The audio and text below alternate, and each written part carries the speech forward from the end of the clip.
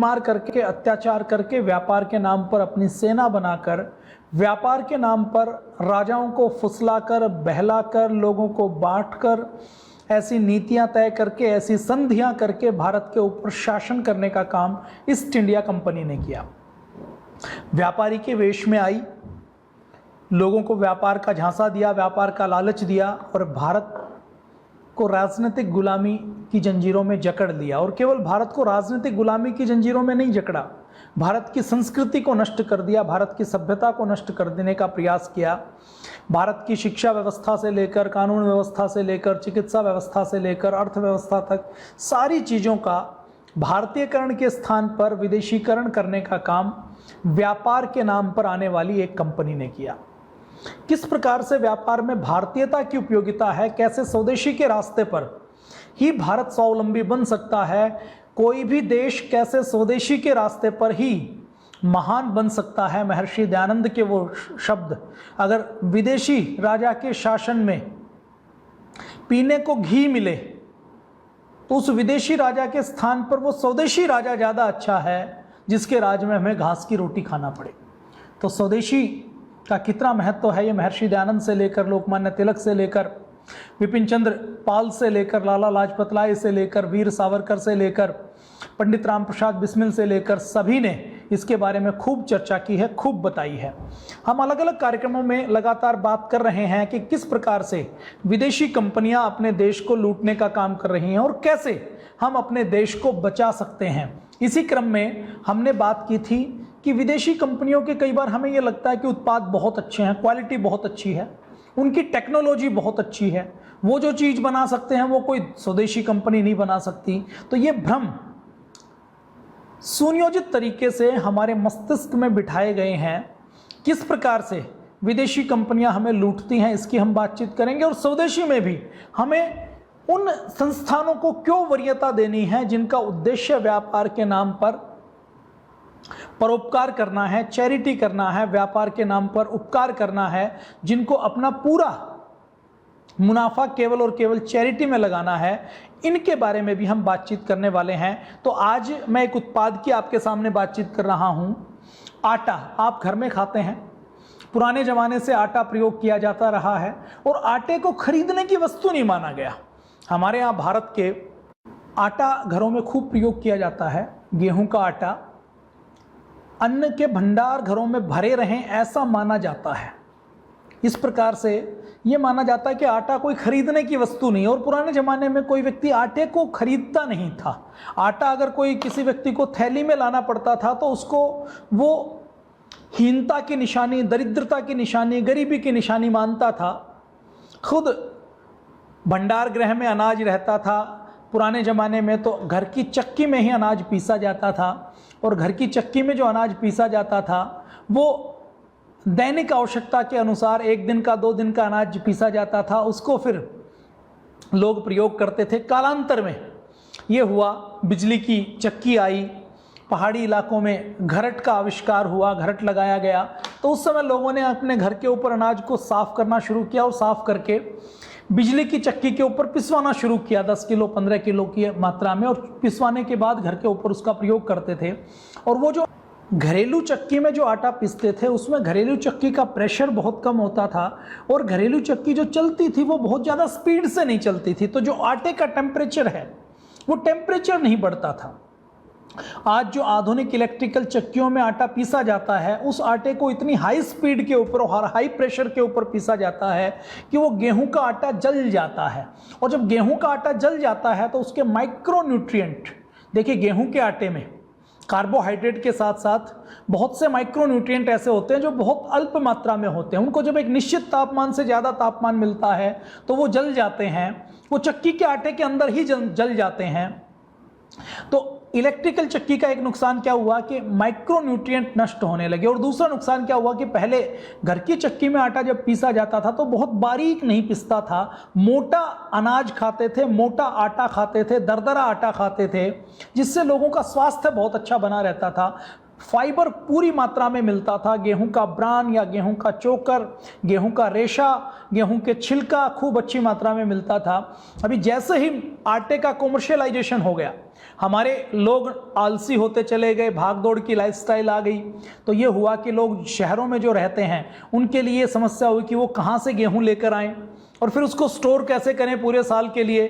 तो उन्होंने एक आसान तरीका निकाला कि गेहूं की थैली ले आओ, आटे की थैली ले आओ, पिसी पिसाई आटे की, और पिसी पिसाई आटे की जो थैली आती है उसमें गेहूं की गुणवत्ता की कोई गारंटी नहीं है कि गेहूं को कैसे स्टोर किया गया है, उसमें कौन से पेस्टिसाइड डाले गए हैं, उस गेहूं को जो स्टोर किया गया है वो गेहूं अच्छा गेहूं है या वो हल्की क्वालिटी का गेहूं है। गेहूं जो पीसा गया है, मैंने ये देखा है कई बार मंडियों से जो गेहूं घुन लगा होता है, जिसमें कीड़े लग जाते हैं और जो अंदर से पूरा खोखला हो जाता है, उसको भी आटा बनाने वाली कंपनियां खरीद लेती हैं। वो कहते हैं जब ये पिस जाएगा, कीड़े भी इसके अंदर पिस जाएंगे तो किसी को पता नहीं लगेगा कि इसके अंदर क्या था। तो घटिया से घटिया क्वालिटी का गेहूं जिसको आप नंगी आंखों से देख लें तो आप खा नहीं सकते, ऐसा गेहूं भी आटा बनाने वाली कंपनियां उसको पीस देती हैं।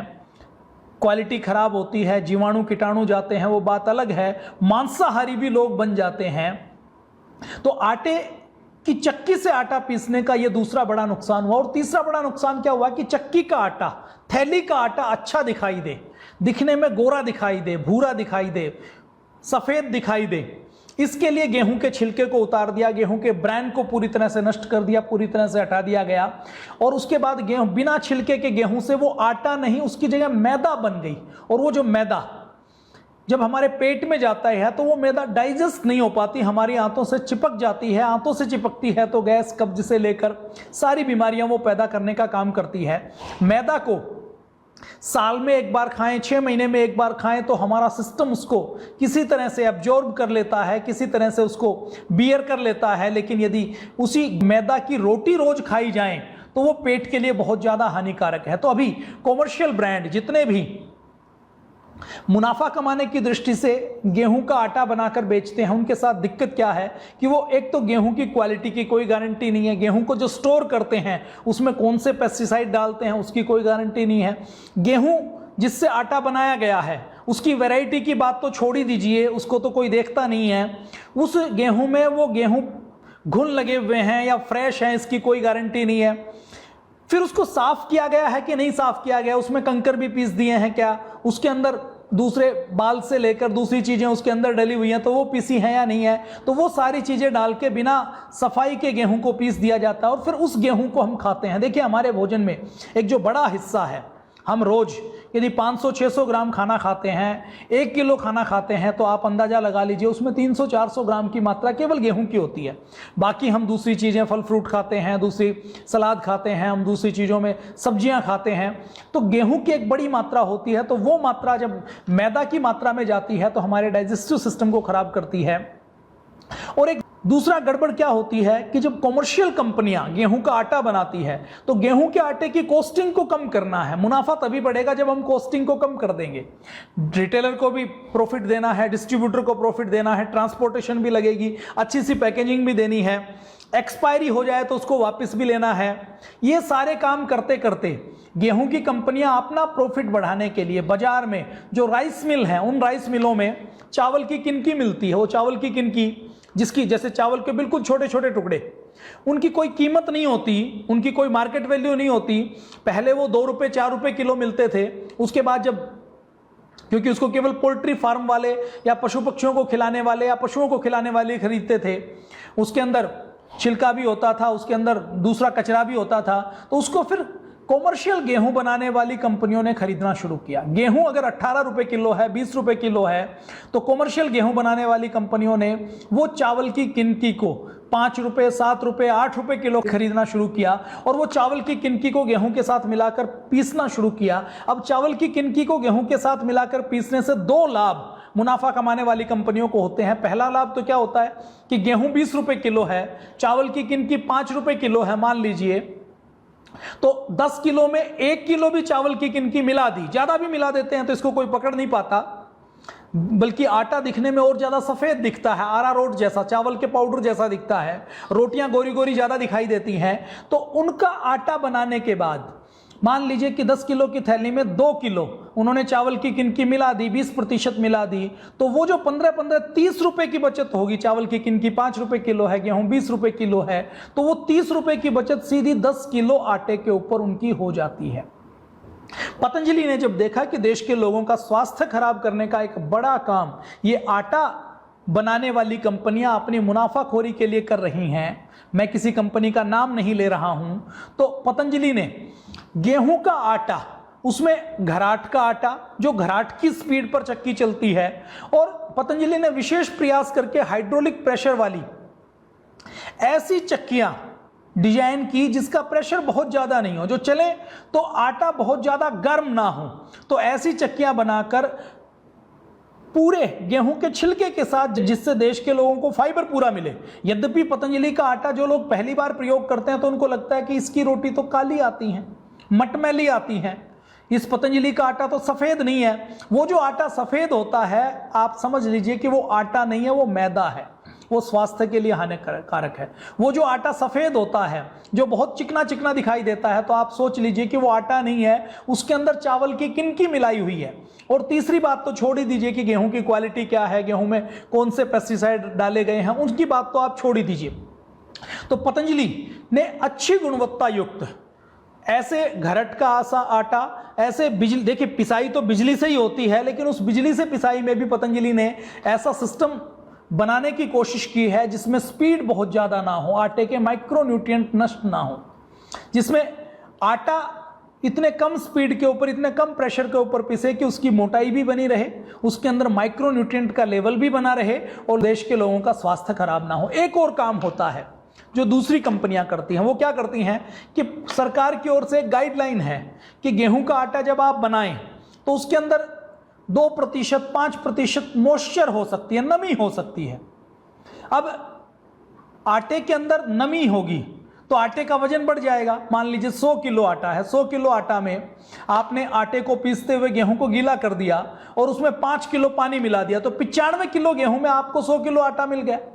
लेकिन वो जो 100 किलो आटा है वो आपको पता भी नहीं चलेगा, लेकिन उसके अंदर बैक्टीरियल फर्मेंटेशन होना शुरू हो जाता है। तो पतंजलि में इस बात का भी ध्यान रखा जाता है कि सरकार की ओर से अलाउड है कि आपके आटे में 2%, 5% नमी हो सकती है, मॉइस्चर हो सकती है।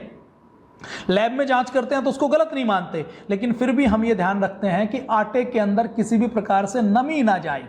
और इतना सब करने के बाद भी मैं आपके सामने दिखाता हूं एक प्रमुख कंपनी के साथ पतंजलि का 10 किलो का आटा। अभी ये तो पुराने रेट है, आज के रेट में इंटरनेट पर यदि चेक करता हूं 2021 को, तो पतंजलि का 10 किलो का गेहूं का आटा 340 रुपए का है। और आईटीसी का आशीर्वाद के नाम से गेहूं का आटा आता है, उसका आटा 10 किलो 380 रुपए का है। तो आप देख लीजिए कि पतंजलि लगभग 40 रुपए, 10 रुपए के ऊपर सस्ता आटा उपलब्ध करवा रही है। लगभग 13 से लगभग 10% की कस्टमर को इसमें बचत होती है। अब मैं अगले प्रोडक्ट की बात करूं, ये तो केवल एक प्रोडक्ट की बात मैंने की है। सबसे अच्छा तो यह है कि घर में हम पिसवाएं, अपने घर जैविक गेहूं उगाएं। आपके पास यदि खेती है तो पूज्य महाराज जी यही कहते हैं कि उस खेत में आप पूरा ऑर्गेनिक कीजिए, जैविक कीजिए। उसके तरीके पतंजलि ने बनाए हैं कि आप कैसे गोबर से, गोमूत्र से खाद बना सकते हैं, कैसे आप गोबर गोमूत्र से जैविक खेती कर सकते हैं, कैसे आप जहर के स्थान पर लहसुन से, नीम के पत्तों से आप किस प्रकार से पेस्टिसाइड बना सकते हैं, कीटनाशक बना सकते हैं। वो पतंजलि पिछले 15 सालों से देश के किसानों को तरीका सिखा रही है। तो हम कहते हैं आप अपने घर उगाइए, लेकिन फिर भी आपको मजबूरी में यदि खरीदना पड़े तो आप कम से कम स्वदेशी कंपनी का जो मैदा के स्थान पर गेहूं का आटा देते हैं, जिसमें स्वास्थ्य का ध्यान रखा जाता है, तो ऐसी कंपनी को हमें वरीयता देनी है। अब मैं गरम मसाले की अगर तुलना करूं तो पतंजलि का गरम मसाला 100 ग्राम अक्टूबर 2020 के रेट हैं ये 65 रुपए का था। एमडीएच का वही 100 ग्राम गरम मसाला 78 रुपए का, 13 रुपए की कस्टमर को बचत होती है, 20% सस्ता पड़ता है। इसी प्रकार से मैं अगर अगले उत्पाद की बात करूं तो पतंजलि सूजी 500 ग्राम 28 रुपए की, अक्टूबर 2020 की मैं बात कर रहा हूं। शक्ति भोग की यही सूजी आधा किलो 34 रुपए की है, 6 रुपए की कस्टमर को बचत होती है, 21% सस्ता है पतंजलि की सूजी। इसी प्रकार से मैं यदि हर्बल पावरविटा की बात करूं तो देखिए लोगों ने खूब बॉर्नविटा बेचा, लोगों ने खूब हॉर्लिक्स, कॉम्प्लान बेचा, और ये सब बेचने के बाद भी एक भी मेडल बॉर्नविटा या हॉर्लिक्स वालों ने नहीं लाया, एक भी मेडल उनका नहीं आया।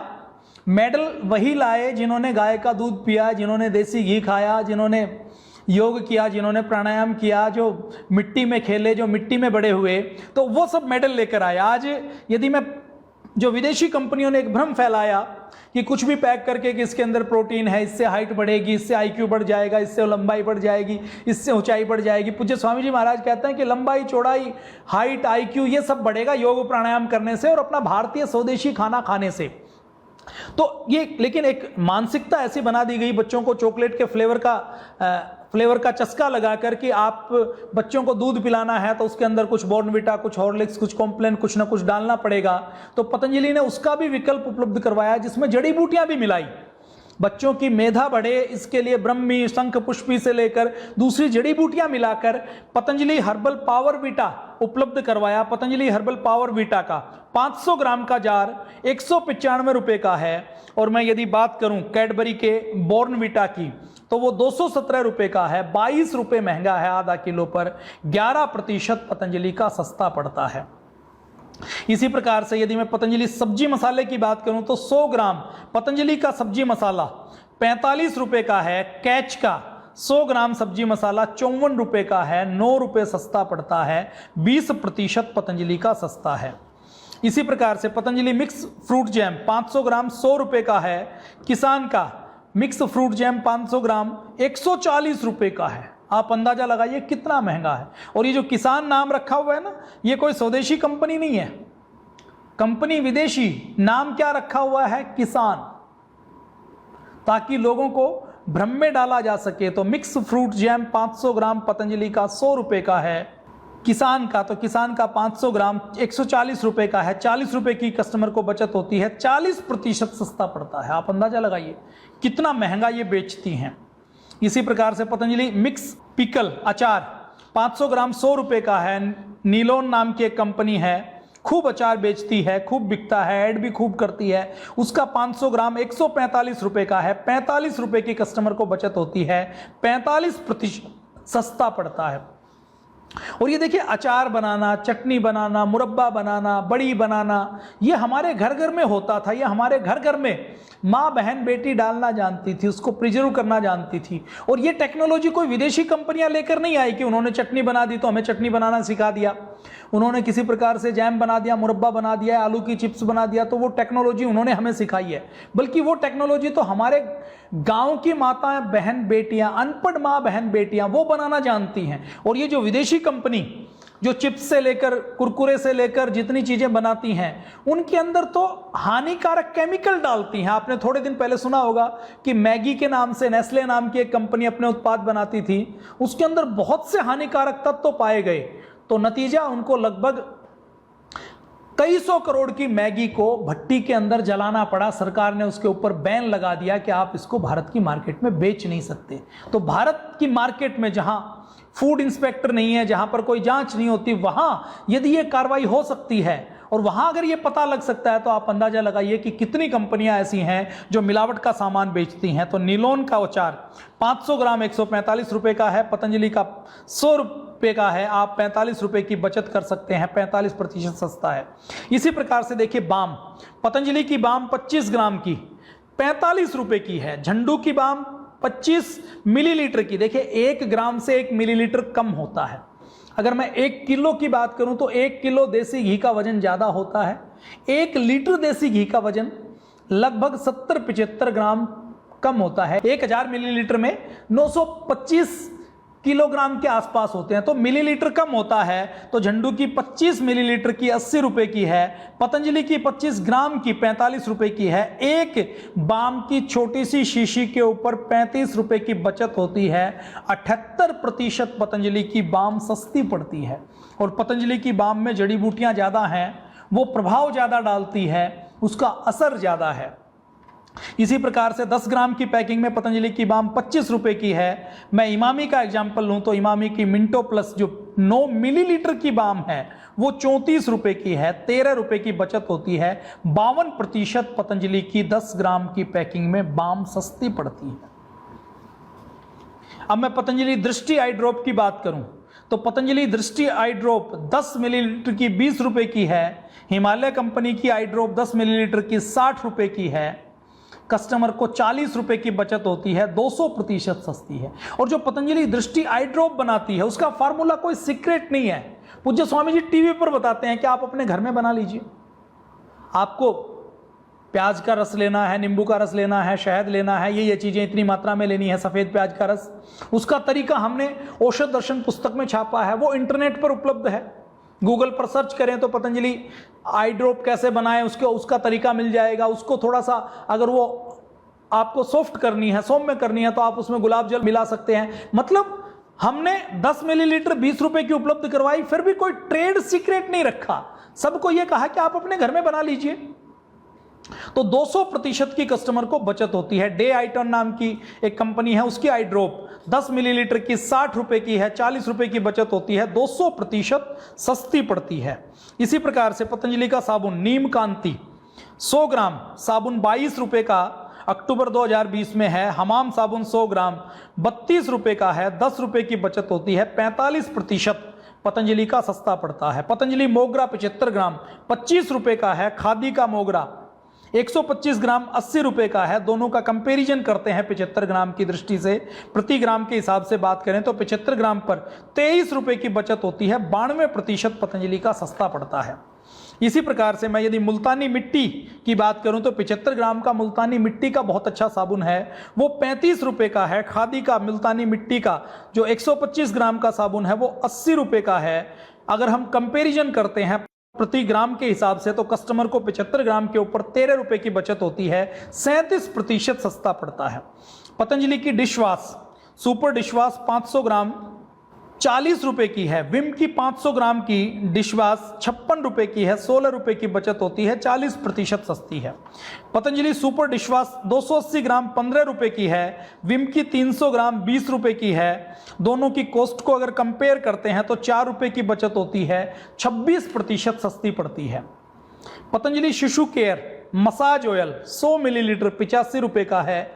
जॉनसन एंड जॉनसन का मसाज ऑयल 100 मिलीलीटर 110 रुपए का है, 25 रुपए की बचत होती है, 30% सस्ता है। और जो पतंजलि का मसाज ऑयल है उसमें हर्ब्स और जड़ी बूटियां ज्यादा हैं। जॉनसन एंड जॉनसन जब भारत में नहीं आई थी, लगभग 100 साल के अंदर अंदर जॉनसन एंड जॉनसन भारत में आई है, 1930-35 के आसपास। उससे पहले भी भारत में महाराणा प्रताप हुए हैं, छत्रपति शिवाजी हुए हैं, भीम जैसे महाबली हुए हैं। उनकी माँ ने उनको जो मालिश की वो सरसों के तेल से की, वो तिल के तेल से की, वो घर में बनाए हुए जड़ी बूटियों के तेल से की है, तो उससे वो महाबली बने हैं। आज कोई एक एग्जाम्पल हमारे सामने नहीं है कि जॉनसन एंड जॉनसन का बेबी ऑयल से मसाज करके कोई व्यक्ति बॉडी बिल्डिंग करके या कोई व्यक्ति पहलवान बना है या गोल्ड मेडल लेकर आया है। इसी प्रकार से हिमालय नाम की एक कंपनी है, उसका भी मसाज ऑयल आता है। 100 ग्राम मसाज ऑयल वो 100 रुपए का है, 15 रुपए की बचत होती है, 18% सस्ता पड़ता है। इसी प्रकार से मैं यदि बात करूं आगे अगले प्रोडक्ट की तो पतंजलि फेस वॉश 60 मिलीलीटर का पतंजलि का फेस वॉश 45 रुपए का है। पॉन्ड्स नाम की एक विदेशी कंपनी का 50 मिलीलीटर का फेस वॉश 79 रुपए का है, 50 रुपए की बचत होती है, 111% सस्ता पड़ता है। हिमालय का 50 मिलीलीटर का 65 रुपए का है, 33 रुपए की बचत होती है। क्लींस एंड क्लियर का फेस वॉश 50 मिलीलीटर का 60 रुपए का है। फेयर एंड लवली का 55 रुपए का है, 40 से लेकर 60% तक की बचत होती है सारी कंपनियों से कंपेयर करने के बाद। इसी प्रकार मैं अगले प्रोडक्ट की बात करूं तो कोकोनट हेयर ऑयल की मैं बात करूं तो 200 मिलीलीटर का पतंजलि का कोकोनट हेयर ऑयल 75 रुपए का है। पैराशूट का कोकोनट हेयर ऑयल 116 रुपए का है, 300 मिलीलीटर, सीधी 3 रुपए की बचत होती है, 4% सस्ता पड़ता है। मैं यदि आलमंड ऑयल की बात करूं तो पतंजलि का आलमंड ऑयल 200 मिलीलीटर का 95 रुपए का है। बजाज का आलमंड हेयर ऑयल 125 रुपए का है, 30 रुपए की बचत होती है, 32% सस्ता पड़ता है। पतंजलि का आंवला हेयर ऑयल 200 मिलीलीटर 80 रुपए का है। डाबर का आंवला हेयर ऑयल 180 मिलीलीटर का 88 रुपए का है, 16 रुपए की बचत होती है, 20% सस्ता पड़ता है।